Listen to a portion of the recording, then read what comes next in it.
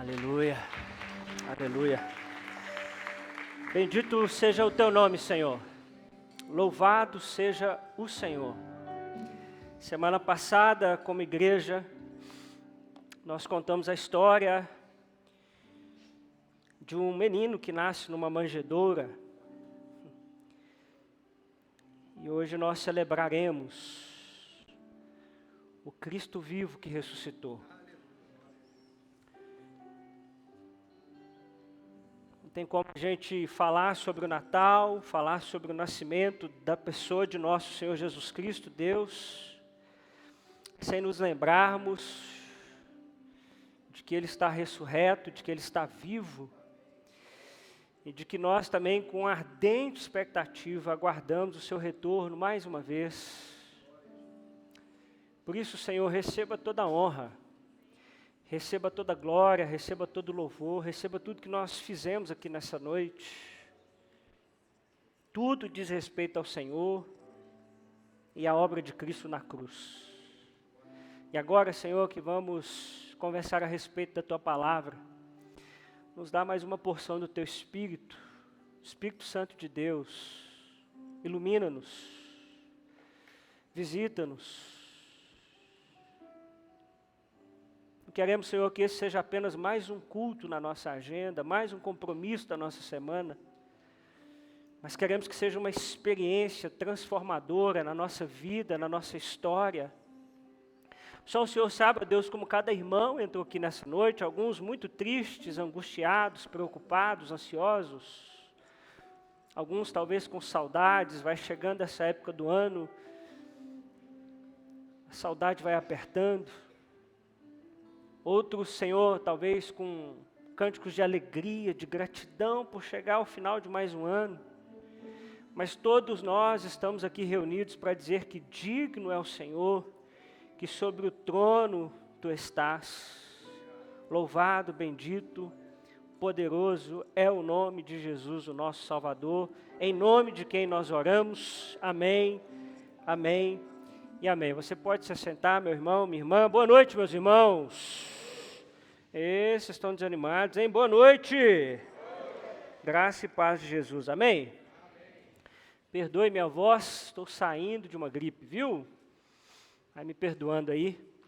Mas que privilégio a gente poder, nós estarmos, reunidos aqui nessa noite para celebrarmos o Senhor, se aproximando do Natal, desse tempo que nós nos encontramos com a nossa família. Quem ainda não viajou, mas vai viajar, deixa eu ver. Deus te perdoe, viu? Quem não vai viajar, eu aqui, louvado seja o Senhor. Domingo que vem eu conto com você aqui, viu? Quem sabe você também pode passar o ano novo conosco aqui. Filipenses capítulo 3, a partir do versículo 17, nós demos uma parada na semana passada na nossa série de mensagens, em virtude do nosso musical de Natal. E hoje eu quero retomar com os irmãos. Nós chegamos à nossa 12ª mensagem em Filipenses, nós estamos estudando versículo por versículo, e hoje chegamos ao capítulo 3, versículo 17.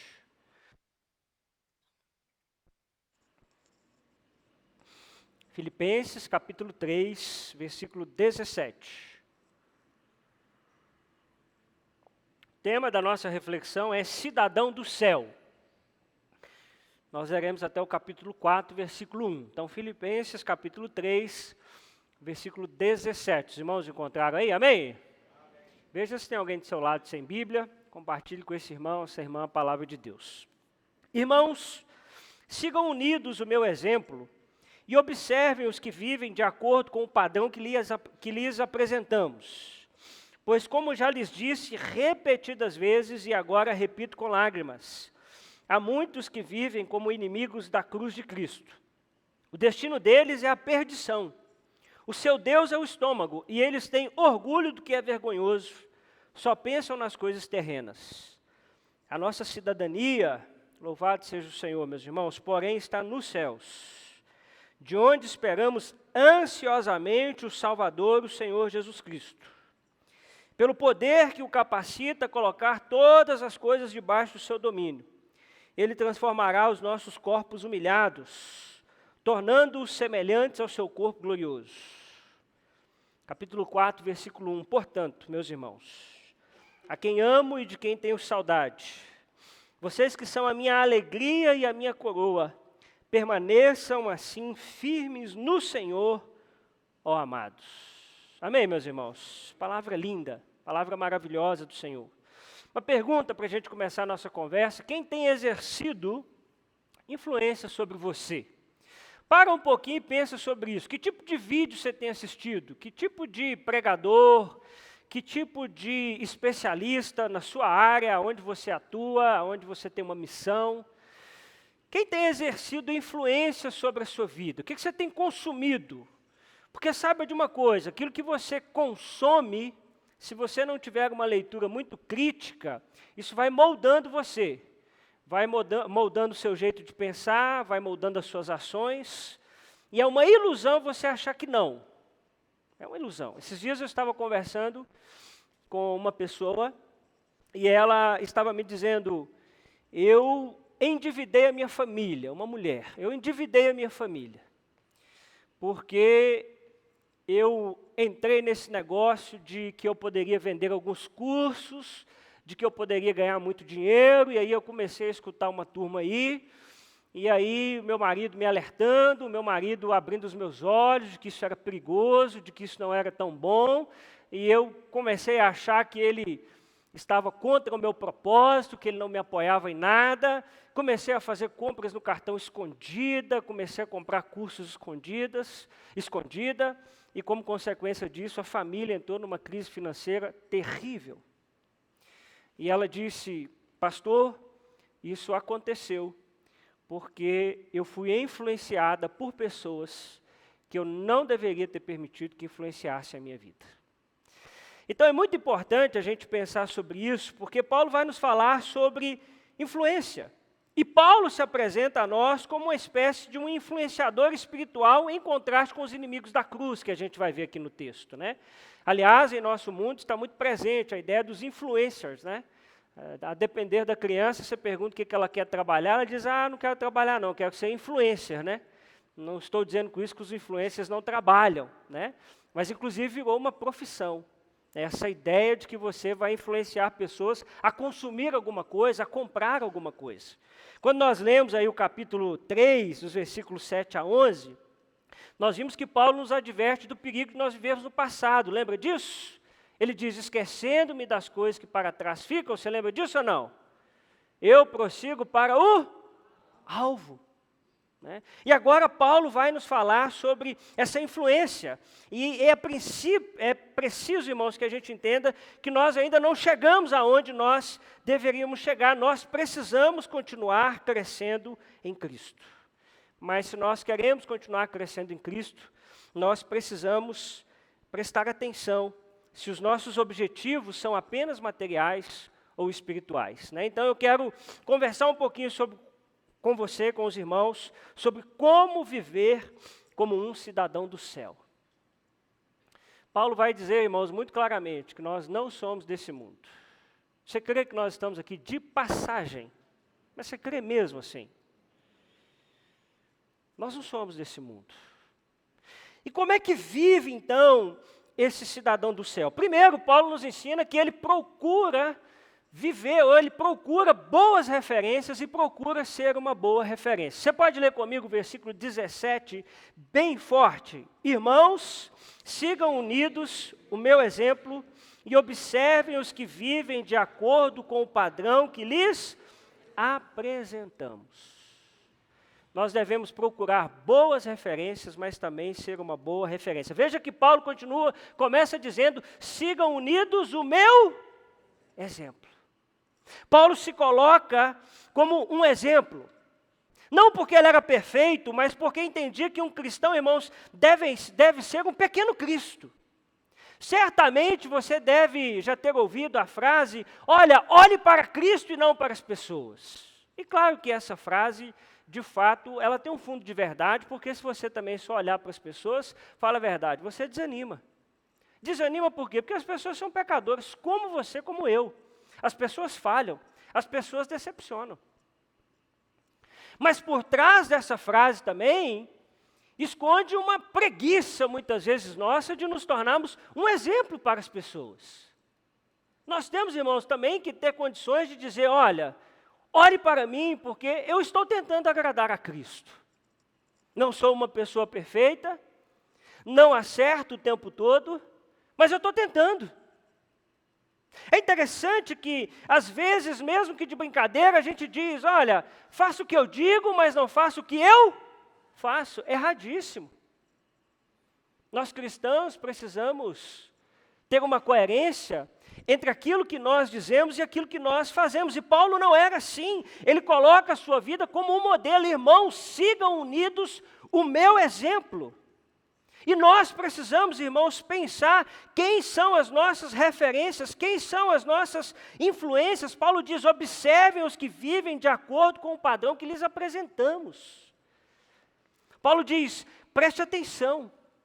E veja, existe um padrão. O padrão do Evangelho, o padrão de Cristo. O padrão de um homem e de uma mulher que são cheias do Espírito Santo. E aqui eu quero chamar a sua atenção, porque nessa sociedade da imagem que nós vivemos, nessa sociedade midiática que nós vivemos, nós temos a tendência de olhar para os grandes sucessos. Quem são os grandes homens e mulheres de Deus? Aí nós olhamos para quem são os melhores pregadores, quem são os mais influentes. Aqui estão os homens e mulheres de Deus. Mas deixa eu te dizer uma coisa, talvez uma das pessoas que mais amem a Deus está bem do seu lado. É o seu esposo, é a sua esposa, é o seu pai, é a sua mãe, é o seu filho. E eu queria convidar você, em nome de Jesus, valorizar isso. Às vezes, parar de tentar buscar uma influência que está tão longe, está tão distante de você, e às vezes ela está bem do seu lado. E veja que os filipenses deveriam observar, tomar nota, prestar atenção, observar quem vive de acordo com o padrão. A vida cristã, irmãos, é uma vida onde nós buscamos boas referências, mas também de ser uma boa referência. Os nossos filhos estão aí, os nossos netos virão. O que nós deixaremos para a próxima geração? A nossa geração precisa passar esse bastão de uma geração apaixonada pelo Evangelho, apaixonada pela igreja, e já disse isso, e repito, como pastor, estou preocupadíssimo com a próxima geração. Porque a nossa geração está afrouxando as cordas. A nossa geração está perdendo a paixão pela igreja.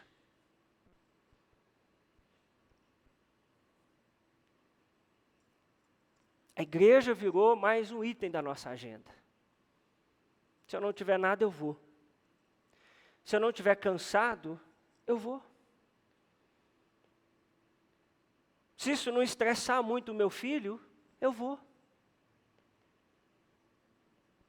O problema é que nós já temos a nossa fé firme e fundamentada, nossos filhos não. Nós crescemos, talvez, diante de uma geração de pais que os vimos orar e ler a Bíblia. Nossos filhos não, porque nós estamos sempre com a tela na mão. E vamos perdendo essas imagens, vamos perdendo essa paixão, mas, irmãos, nós precisamos, em nome de Jesus, procurar sermos boas referências para as pessoas, mas também procurar para a nossa vida boas referências. Amém? Como é que vive alguém que é cidadão do céu? Em segundo lugar, nós devemos fugir das más referências, pois, vamos ler juntos o versículo 18, você pode ler? Pois, como já lhes disse repetidas vezes, e agora repito com lágrimas, há muitos que vivem como inimigos da cruz de Cristo. Paulo agora, ele primeiro se coloca como modelo e agora ele vai falar de pessoas que são antimodelos, que jamais deveriam ser copiados. Preste atenção, irmãos, existem modelos de vida que deveriam ser abominados por nós como cristãos. Existem músicas, comportamentos, ambientes que não deveriam fazer parte de nossa vida. Não tem a ver com o nosso padrão. Não tem a ver com o que nós amamos. Não tem a ver com aquilo que as Escrituras nos apontam. Nós não sabemos exatamente quem são esses muitos, que Paulo diz. Há muitos que vivem como inimigos da cruz de Cristo, mas boa parte dos teólogos entendem que é algum tipo de movimento mais libertino. Um evangelho açucarado, um evangelho permissivo. E Paulo está preocupado, porque sempre no meio da igreja, há aqueles que tentarão tirá-la do seu foco, que é as Escrituras. E Paulo já havia avisado aos filipenses sobre isso, nós já vimos isso nos outros sermões, e agora é interessante que Paulo faz chorando.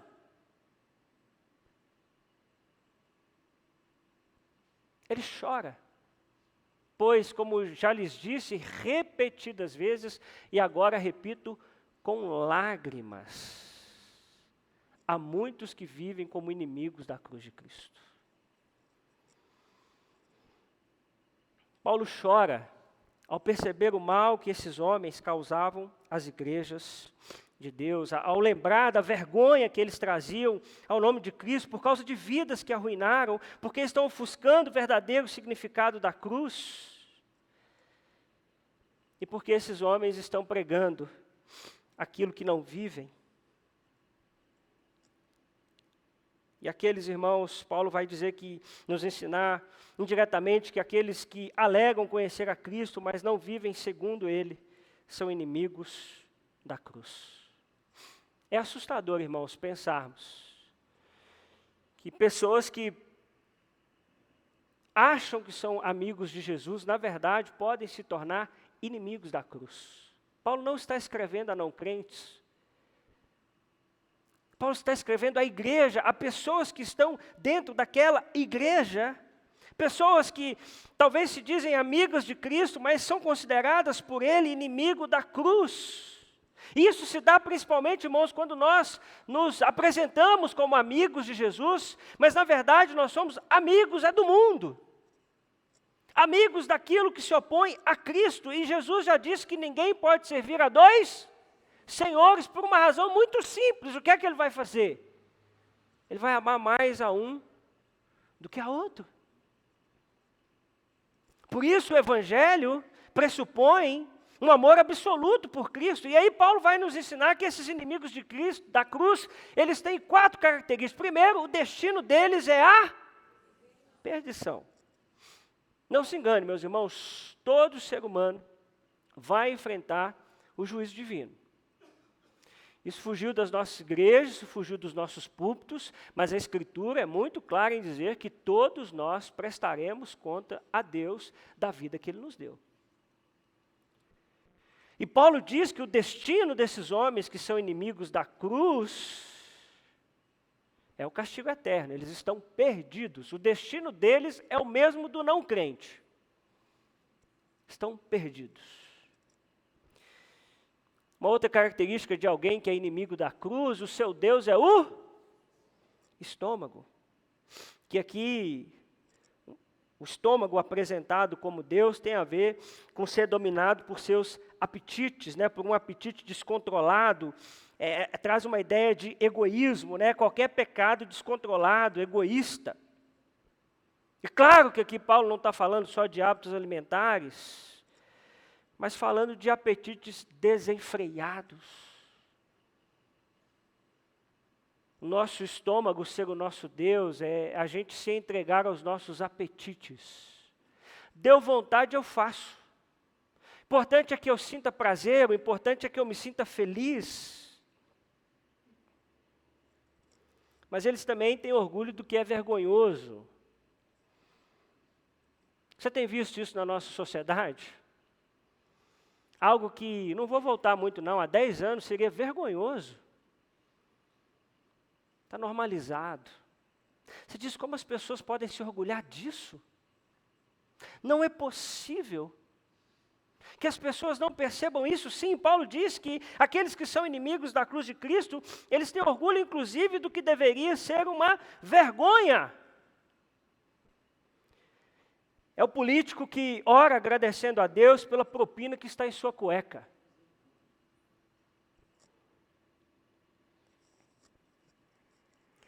É o MC que faz a oração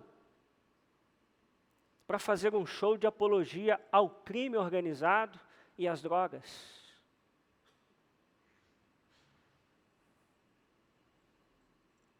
É a prostituição, que em nosso tempo, inclusive, já ganhou um novo nome, né? Job. E que nós vamos normalizando. Nós vamos tratando como algo comum, como algo corriqueiro, como algo absolutamente normal.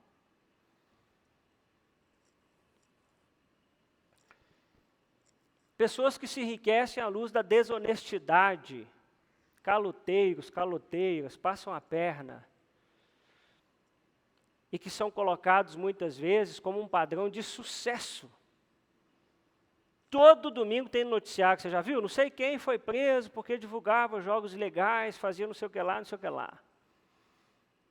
Aquilo que antes até mencionar era vergonhoso, vai sendo normalizado na nossa sociedade. Mas Paulo diz que os inimigos da cruz de Cristo, eles só pensam no quê, irmãos? Nas coisas terrenas.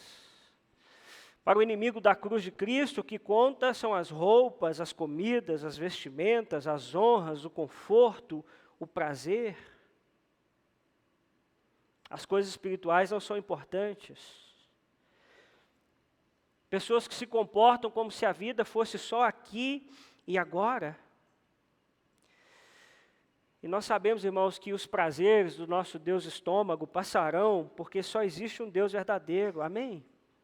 Agora a pergunta é, irmãos, será que nós, como cristãos, muitas vezes não estamos agindo como um inimigo da cruz de Cristo? Quem sabe, meu irmão, minha irmã, você só está pensando nas coisas terrenas. Sua agenda só tem tempo para você e seu dinheiro, para você e seu trabalho, para você e seus sonhos. Quem sabe, você tem se entregado aos seus apetites, seja ele qual for. Um pecado que você já se acostumou, você já normalizou. Eu quero fazer. Eu quero ser feliz. Cada um de nós, irmãos, deve escolher entre um padrão de pensamento terreno ou do céu. E isso vai certamente definir como nós levaremos nossa vida. Por isso Paulo vai dizer que os cristãos, eles vivem o oposto disso. E aí a terceira forma de como vive um cidadão do céu, que eu quero desafiar você, é viver como um cidadão do céu. Você pode ler comigo o versículo 20, vamos juntos, bem forte. A nossa cidadania, porém, está nos céus, de onde esperamos ansiosamente o Salvador, o Senhor Jesus Cristo. Isso é maravilhoso, irmãos. É maravilhoso. Nós vivemos com a esperança e a expectativa do céu.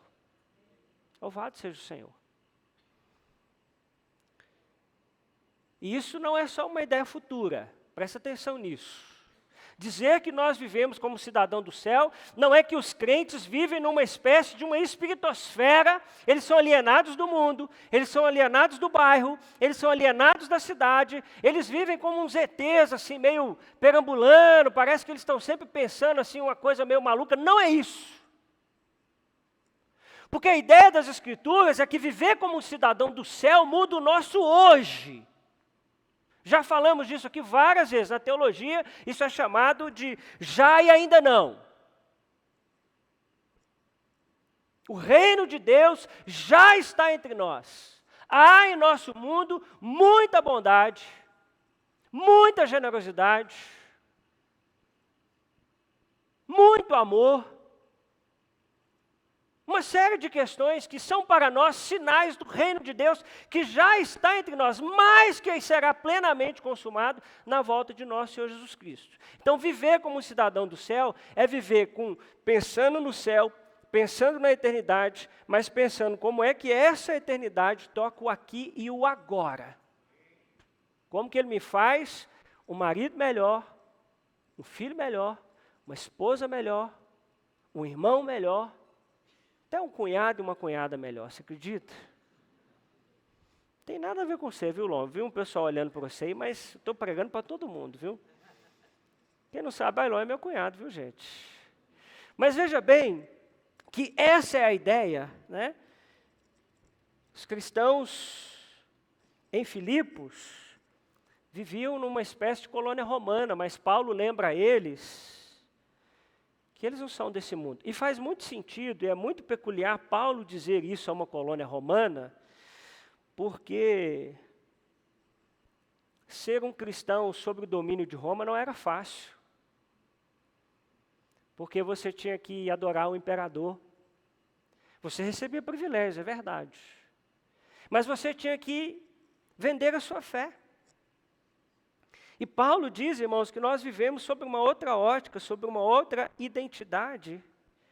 E ele diz que dos céus nós esperamos o quê, irmãos? Nós esperamos ansiosamente o Salvador. Você espera isso? Com expectativa? Então você conserta a sua vida. Que o Senhor Jesus vai voltar. E o seu coração não deveria estar ansiando absolutamente nada mais do que isso. Veja que no Império Romano, o imperador é que era conhecido como Salvador, como Senhor. Aí Paulo está dizendo, olha, não vivam sob a autoridade de Nero, não é o imperador. Os cristãos vivem sob uma outra ótica, sobre a certeza de que o Senhor é Jesus Cristo, o Senhor e Criador de todo o universo. Mas essa mensagem leva Paulo e Silas para a prisão. Essa mensagem leva cristãos ao longo de 2000 anos à própria morte. Mas esse é o nosso chamado, irmãos, de vivermos como peregrinos, como estrangeiros. Você pode ler comigo Hebreus 11:13, bem forte. Todos estes viveram pela fé e morreram sem receber o que tinha sido prometido. Viram-no de longe e de longe o saudaram, reconhecendo que eram estrangeiros e peregrinos na terra. Você já escutou uma canção que diz que quem tem promessa de Deus não morre, não? Já escutou? Mentira. Ali está dizendo que morre sim. Ao falar sobre os heróis da fé, o autor de Hebreus aponta que muitos deles não receberam a promessa. Viram como de longe. Há um pouquinho tempo atrás, um grande pregador de nossa nação disse que Deus não vai deixar você sonhar, não é? Ele não vai deixar você ver, apalpar. E vai perder. Vai sim, tem hora que Deus faz isso. Hebreus está dizendo isso.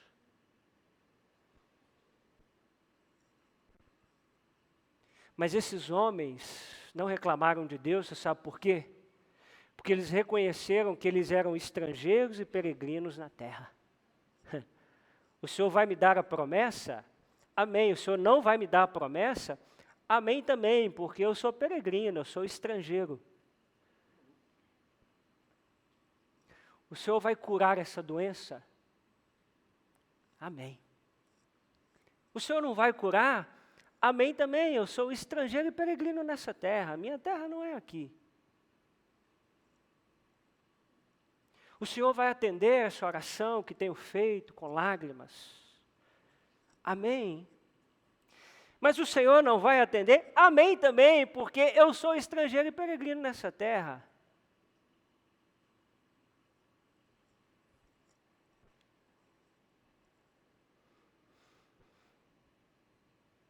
Isso não significa, mais uma vez, irmãos, que nós não temos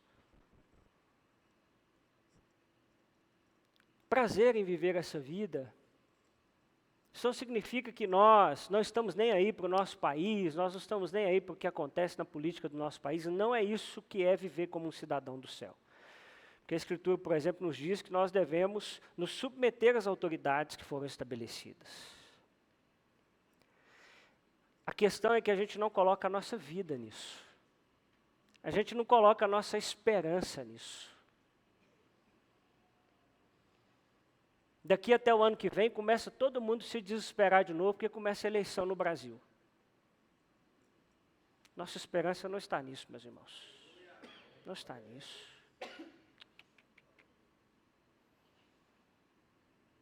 Nossa esperança está em nosso Senhor Jesus Cristo, por quem ansiamos grandemente por sua volta.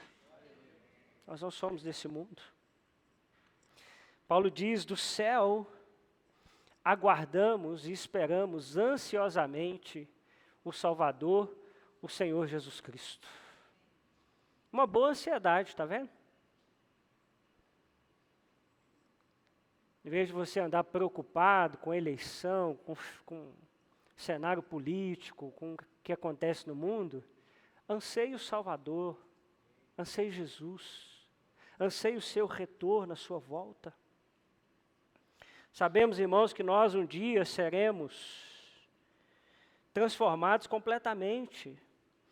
Versículo 21 diz, pelo poder que o capacita a colocar todas as coisas debaixo do seu domínio, ele transformará os nossos corpos humilhados, tornando-os semelhantes ao seu corpo glorioso.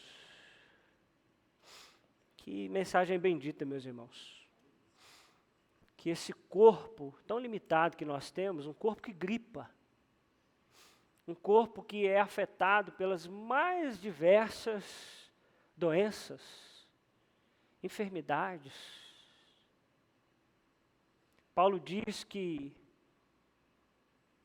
ele transformará os nossos corpos humilhados, tornando-nos semelhante ao seu corpo glorioso, ao corpo glorioso de nosso Senhor Jesus Cristo. Esse corpo, com todas as suas dificuldades, será plenamente glorificado.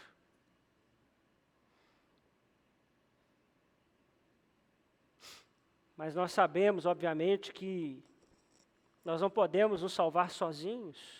Nós precisamos de Cristo. E é algo, meu irmão, minha irmã, para que você pense, o que tem ocupado a sua mente? De verdade, meu irmão, faça uma análise, talvez o seu coração está tomado pelas coisas desse mundo. Talvez o seu coração está tomado por ansiedade, por boletos, por preocupações. O que eu vou deixar para os meus filhos? O que eu vou deixar para os meus netos? E Paulo vem nos lembrar que tudo isso é passageiro.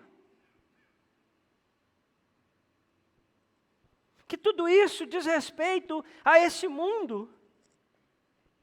Você tem sinalizado os valores do céu nessa terra. Por isso Paulo conclui no capítulo 4, versículo 1, nos chamando a, portanto, meus irmãos, a quem amo e de quem tenho saudade. Vocês que são a minha alegria, a minha coroa, permaneçam assim firmes no Senhor, ó meus amados.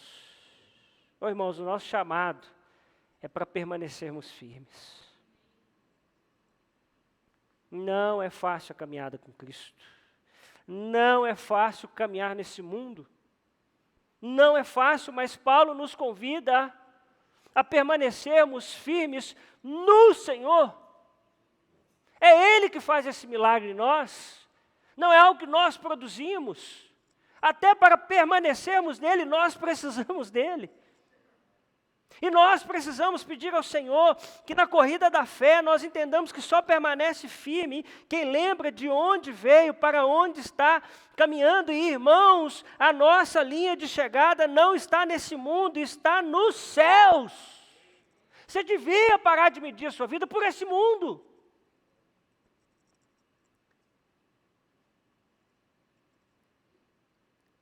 Porque a nossa vida é passageira.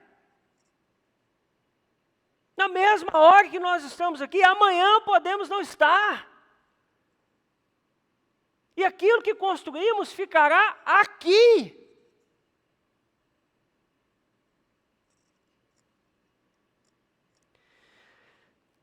Um comentarista bíblico que gosto muito, ele disse algo muito interessante. Ele diz que somente os tolos ficam brincando quando seus destinos eternos estão em jogo. O autocontrole é o único caminho para termos uma vida satisfatória, pois o destino que nos espera é mais valioso que o sacrifício de renunciarmos a prazeres terrenos. Pertencemos aos céus e o nosso futuro é termos um corpo eterno, glorificado. Será que não vale a pena abdicarmos dos prazeres temporários? Essa primeira frase dele é de arrepiar. Somente os tolos ficam brincando quando seus destinos eternos estão em jogo.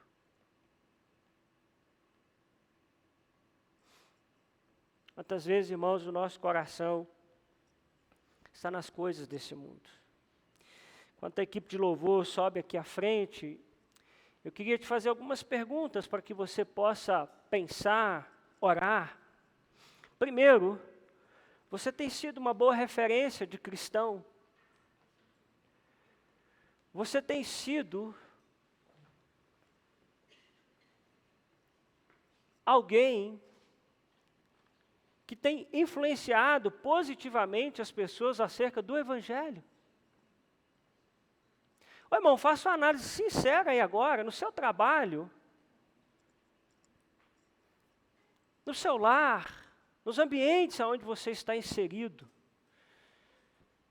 Você tem se comportado como um cristão verdadeiro? Segundo, livre-se de pessoas, conteúdos, lugares que não são boas referências. Irmãos, tem lugar que não é para nós cristãos. Você pode me achar brega, pode achar o que você quiser. As Escrituras afirmam que as más companhias corrompem os bons costumes. Quem diz isso é Deus, não sou eu.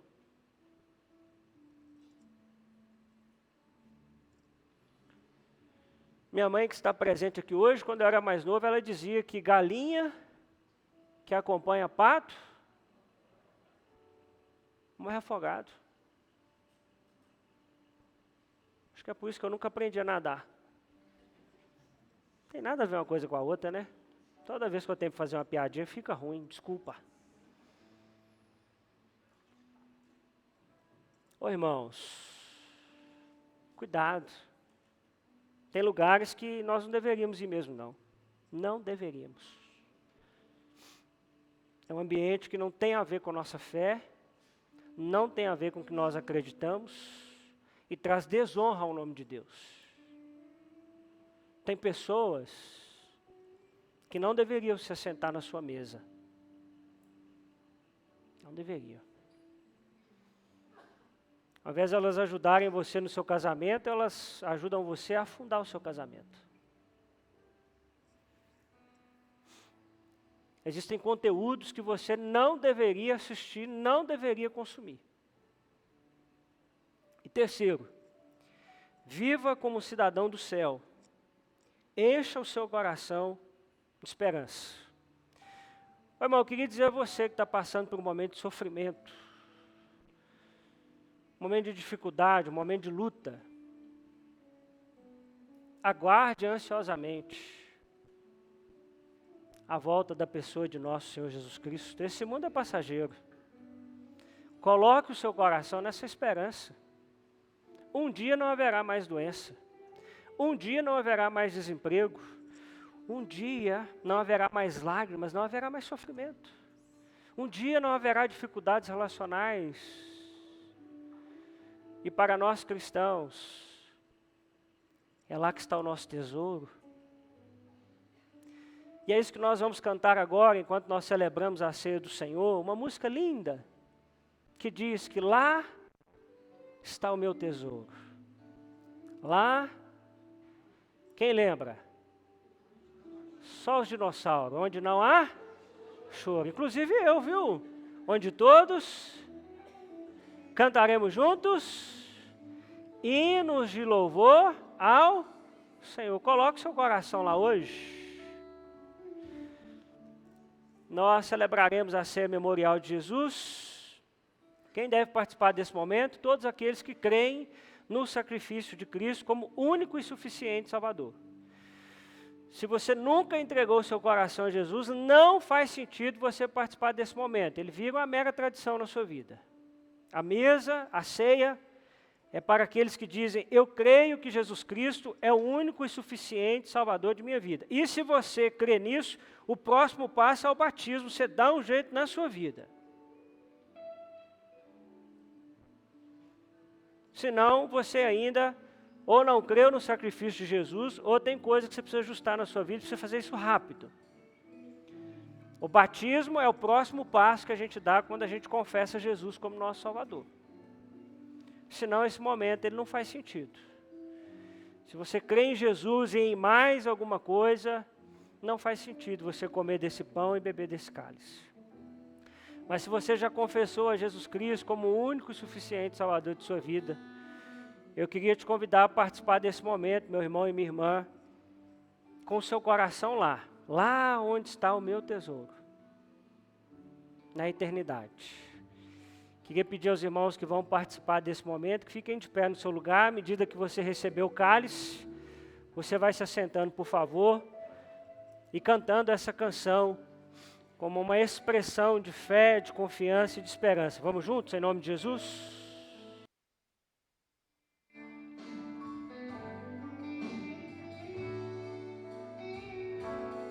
Aleluia. 1 Coríntios, no capítulo 11, a partir do versículo 23, o apóstolo Paulo nos escrevendo a respeito da ceia, ele diz, pois recebi do Senhor, que também lhes entreguei, que o Senhor Jesus, na noite em que foi traído, tomou o pão e, tendo dado graças, o partiu.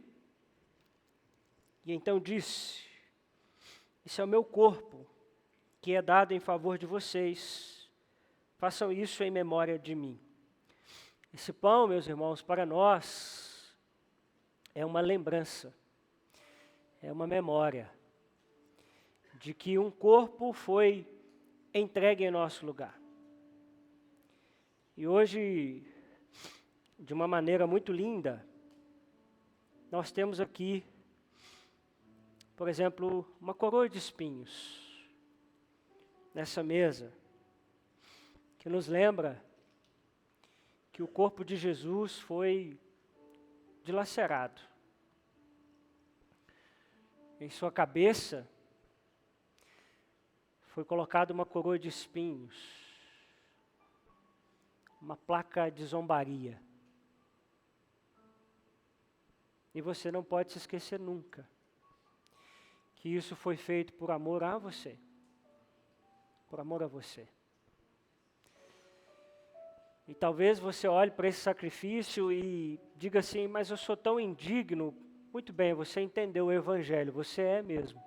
Nós somos.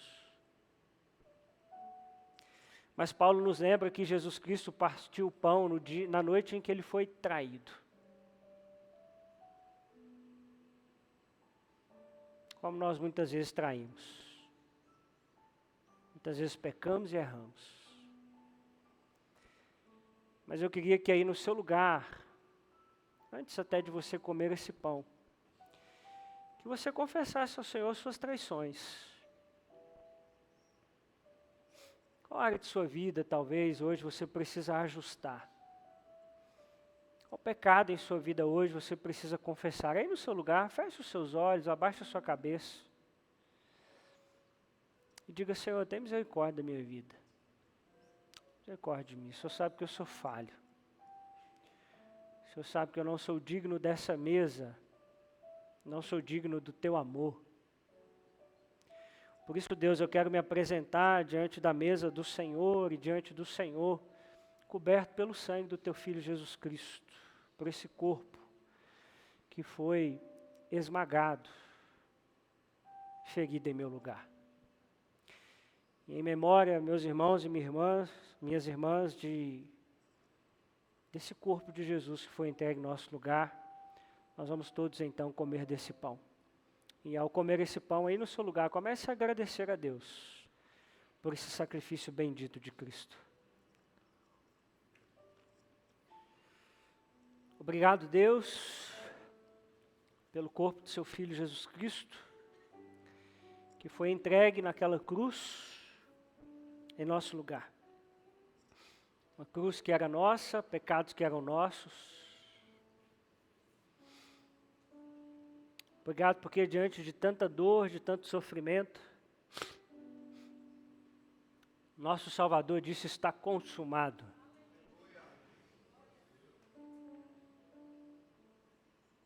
E está mesmo, Senhor, porque hoje nós vivemos descansados na Tua graça, no Teu amor. Obrigado por isso, Senhor. Te agradecemos no nome de Jesus. Amém.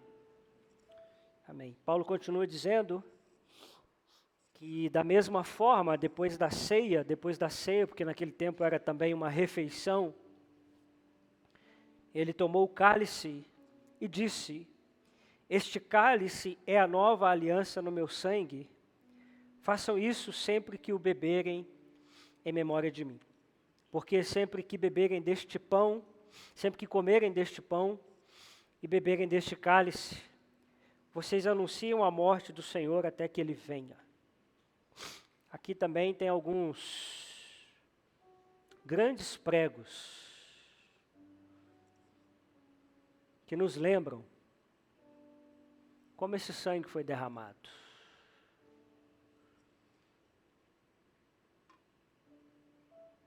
E Paulo nos diz que esse cálice é a nova aliança no sangue de Cristo, ou seja, só pelo sangue de Cristo nós podemos ter acesso a Deus Pai. Por isso eu queria te convidar nessa noite a beber desse cálice com essa consciência. E Jesus diz que nós deveríamos fazer isso sempre que nós bebermos em memória dele, e que sempre que a gente celebra a ceia, nós estamos anunciando a morte do Senhor até que Ele venha. Hoje também, irmãos, é um grito nosso ao mundo, de que o Evangelho não é o conto da carochinha. Nós não estamos brincando de ser crentes para ver se Jesus vai voltar mesmo. Não, nós estamos dizendo ao mundo: Ele vai voltar. Essa é a esperança da nossa vida. É isso que faz a gente levantar amanhã de manhã, com nossas dores, com nossas angústias, com o nosso negócio quebrado, seja lá o momento que você está vivendo. O que faz a gente levantar é a certeza de que esse mundo é passageiro e que o nosso Cristo virá dos ares para buscar a sua igreja. E nós viveremos eternamente ao lado de nosso Senhor, sem dor, sem choro, sem angústia. Relembre o seu coração preocupado, angustiado, ansioso nesse momento, que o Senhor Jesus vai voltar, que você está seguro, que você tem esperança, em memória desse sangue que foi derramado em nosso lugar. Vamos todos beber desse cálice.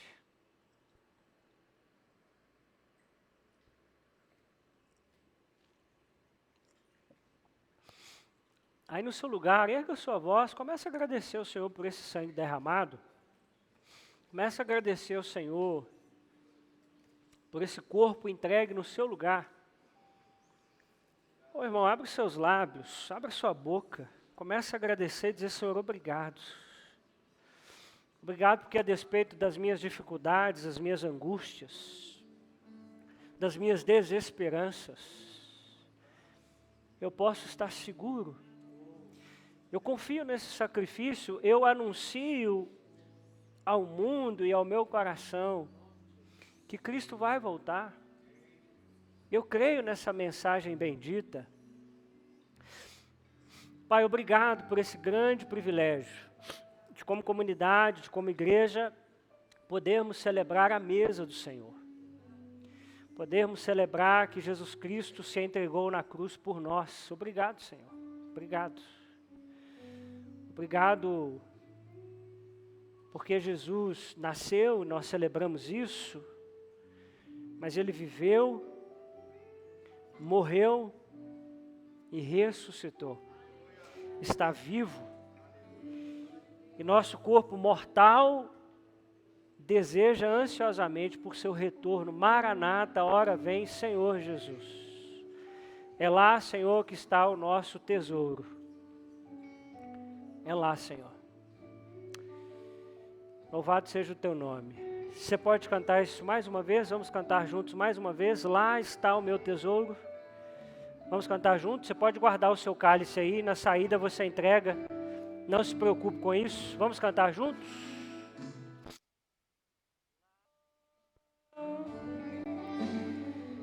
Amém. Você crê nisso, meu irmão? Louvado seja o Senhor. Pode se sentar. Louvado seja o Senhor por esse grande privilégio. Irmãos, eu não tenho o costume de fazer isso, mas eu não posso deixar de apresentar à igreja minha linda mãe, né? Fica de pé, mãe, pessoal, viu? Tanto que a senhora é bonita. Por isso que eu sou bonita assim, irmãos. Olha aí.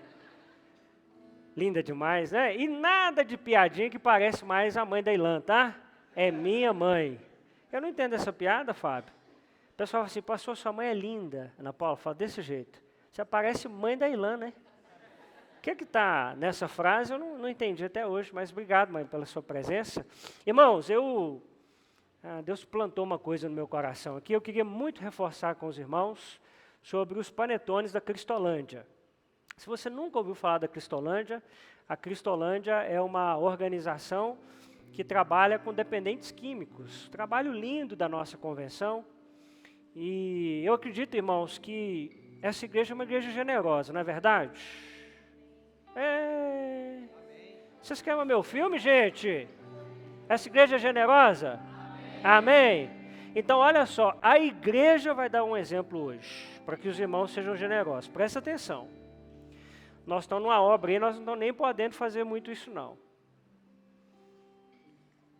Mas Deus ama uma igreja generosa. Presta atenção. Se você comprar 2 panetones, o terceiro a igreja vai pagar para você. Você entendeu ou não? É isso mesmo, você tem que comprar 2. Aí você está querendo demais, quer comprar um, levar 2, você me arrebenta. Você tem que comprar 2 chocotones, né? O terceiro a igreja paga. Deu para você entender? Compre 3, como é que é? Entendeu? Você leva 3, paga 2. Presta atenção, irmãos. Ó. Eu sei que você vai falar assim, pastor, o Natal já está aí, eu não aguento mais ver chocotone. Irmãos, tem coisa na igreja que nós compramos pelo propósito. É propósito. Eu sei que você já comeu muito chocotone. Come mais. Congela. Sabia que dá para congelar? Eu não sei também não, eu estou falando só para você comprar, mas deve dar. Tudo que congela dá certo. Congela o chocotone para você comer ao longo do ano, tá bom? Se você puder, meu irmão, passe ali, abençoe. Alguns irmãos me mandaram mensagem, pastor, esse ano não vai ter o Natal Solidário? Nós não fizemos, irmãos, por causa da obra, fica muito pesado, mas você tem agora uma boa oportunidade de abençoar, compre de presente, enfim, ajude esse projeto que é tão lindo e tão maravilhoso, tá bom? Beijo no seu coração. Aqui, você podia desejar um Feliz Natal para quem está do seu lado, né? O que você acha? Feliz Natal, Deus te abençoe. Até domingo que vem, em nome de Jesus.